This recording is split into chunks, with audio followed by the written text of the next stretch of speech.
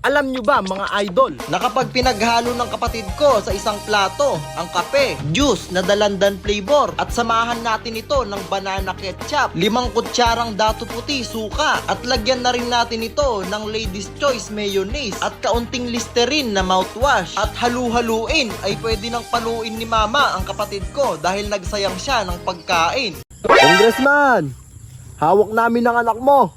Kung gusto mo pa siyang makita ng buhay, magpadala ka ng 1 milyon ngayon din. Huwag din yung saktan ng anak ko. Mag-withdraw ako ng 2 milyon ngayon din. Teka, 1 milyon lang ang hinihingi ko. Para saan yung 1 milyon? Sa akin. Ha? Kickback ko yan, syempre. Ay, kuya. Ay, Pwede ba magtanong? Ay, sige po. Dito ba yung lugar ng mga pogi?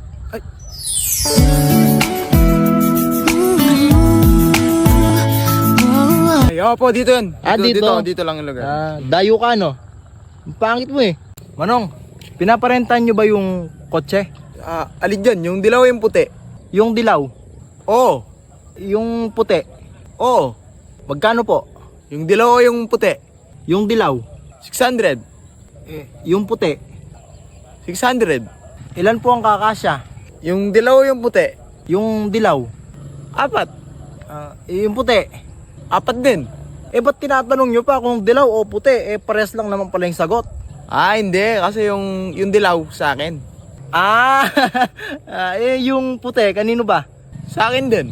Damit mo blue, brief mo blue. Nakita ko tatay mo nagsashabu. Damit mo green, short mo green, brief mo green. 2026 na, papa mo supot pa rin.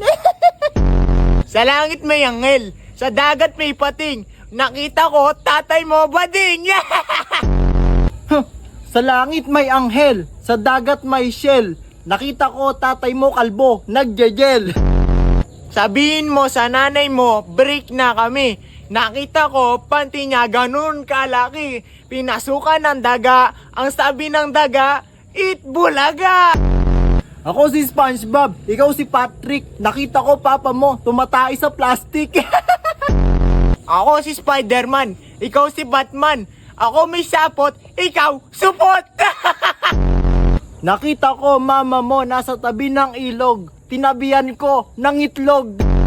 Alam nyo ba mga idol, na pwede tayong gumawa ng laruan gamit lamang ang sinuli, isang malaking martilyo, 2 inches na pako, at isang pirasong tansan. Ang una nga nating gagawin ay pupukpukin natin ng tansan hanggang sa ito ay maging flat at ito ay bumilog. At ang susunod nga nating gagawin mga idol ay lalagyan natin ng 2 butas ang tansan gamit ang pako. At pagtapos nga ay kukuha lamang tayo ng 1 metrong sinuli at ipasok nga lang natin ang sinulid sa butas ng tansan.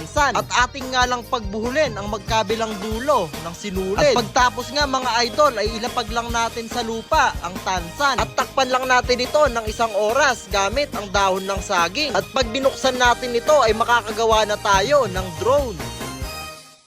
Nakalagay dito, mabilis ka daw sa math? Opo sir, tama kayo. Kahit ilang number pa yan, masasagot ko na mabilis. O sige nga, susubukan kita. 359 times 58. 2! Mali naman eh.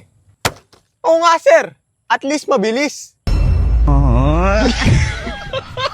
Anong pipiliin mo? Diploma o diskarte? Aba, syempre diskarte. Anuin ko naman yung diploma. Sige ito sabihin mo ng 10 beses yung 3. 10 beses. 3. O ano naman yung English ng 3? English ng 3. Edi 3. Ba? O ito, ano naman yung spell ng puno? Edi TREE. Ano spell ng puno? TREE nga. Yan ang mangyayari sa inyo. Kapag pinili nyo ang diskarte, kaysa sa diploma. Pili nyo sa, hindi niya alam yung spelling ng puno.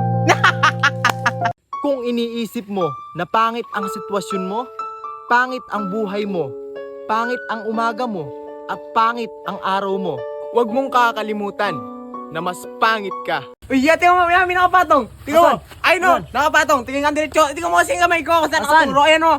Nakapatong yan, o. Wala naman nakapatong eh. Tingnan mo kasi. Tingnan mo. Oh, diretso. Oh, Asan? yan. Nakapatong. Ayan, o. Asan nakapatong? Ayan, o. Nakapatong. bata. Tingnan mo yung tao, ha? Tingnan mo yung tao. Asan? Nagabang ng taxi. Tao nagabang ng Oh, taxi. ayan.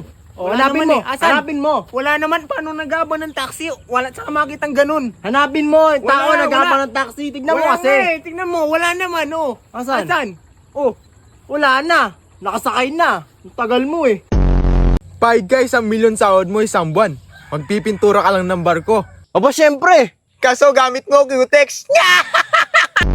O ito, payag ka. 5 milyon sahod mo. Magdadrive ka lang ng truck. Bah, oo naman. Kaso di pedal na truck. O ito, payag ka. May kapangyarihan ka maging invisible. Syempre naman. Kaso yung pet mo nakalitaw.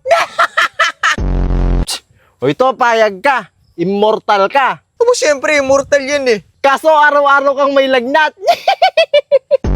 O ito, payag ka. Transformer ka. Aba, syempre.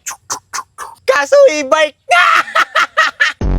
O ito, payag ka. Kunin kang artista sa safeguard. Abo, syempre, pangarap ko yan eh. Kaso ikaw yung germs.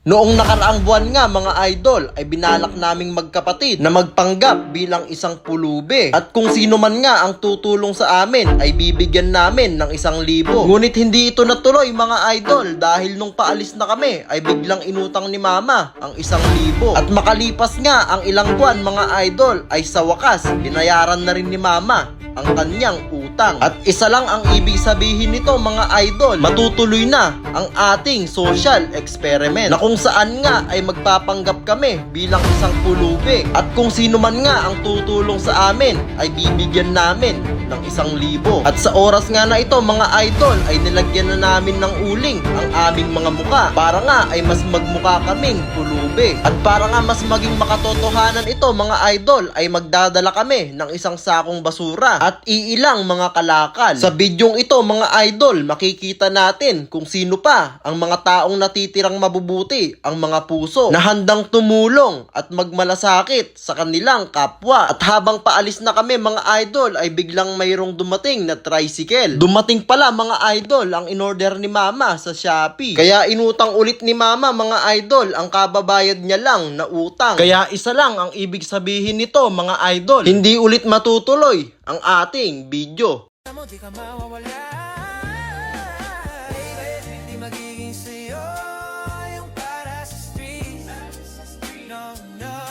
Kung may nagsabi sa'yo na dapat kang maligo, isang malaking kasinungalingan yan. Ayun na. Ayan na naman siya! 2 linggo na ako walang ligo, Dok! Pati ba ng pagligo, bawal na. Wala na akong ginawang tama, Dok.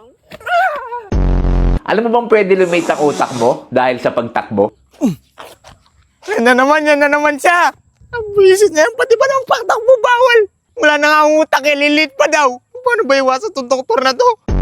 Kung mahilig kang umupo ng ganto, o kaya ganyan, hindi mo to napapansin. Pero may epekto yan sa kalusugan mo. Ayan na naman siya. Buwisit na yan oh. Ay, ikaw na naman, Dok. Ano bang gusto mong pag-upo namin? Ha? Ganto? Ganto?